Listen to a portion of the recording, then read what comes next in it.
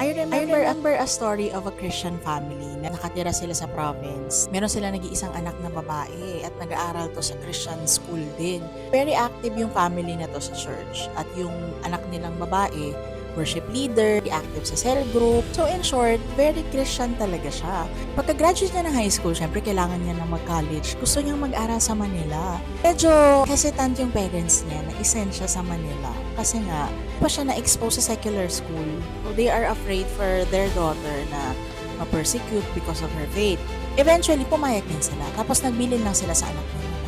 Anak, pagdating mo sa Manila, you will face persecution because of your faith. Just always pray to God and we will pray for you, for your protection and all that. So, nagbilan siya sa anak niya.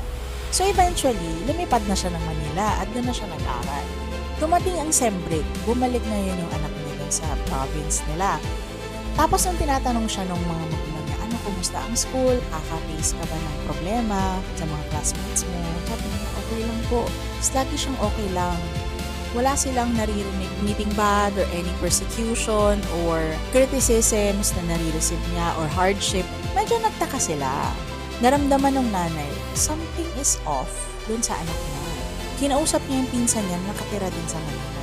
To just observe, since dun din naman nag-aaral sa same school ng anak niya. After sem break, bumalik yung anak niya sa Manila to continue her studies. At doon, nalaman ng mama niya kung bakit pala okay na okay lang yung anak niya. Yung anak niya pala, kung anong ginagawa ng mga classmates, ginagawa niya din. Sumasama din yung anak niya. Yung style ng pananamit, parehas din sila. At yung pagsasalita, ganyan din siya magsalita. So in short, wala siyang kaibahan na hindi siya nakakaranas ng persecution.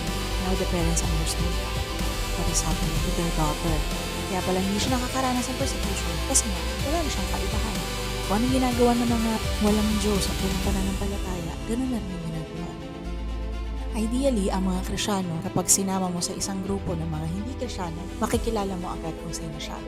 And this is the challenge for all of us Christians. We are exposed to the world, whether we are in school, in our workplace, community, anywhere we are. Are we actually making a difference? Are we actually representing God? Ang sabi sa Romans chapter 12 verse 2, do not conform to the pattern of this world, but be transformed by the renewing of your mind. Then you will be able to test and approve what is God's will, His good, pleasing, and perfect will. With the many things that is happening around us, it is very important that we know our identity.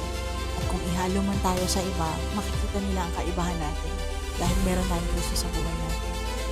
Ikaw, kung saan ka pinosisyon ni Lord, are you making a difference?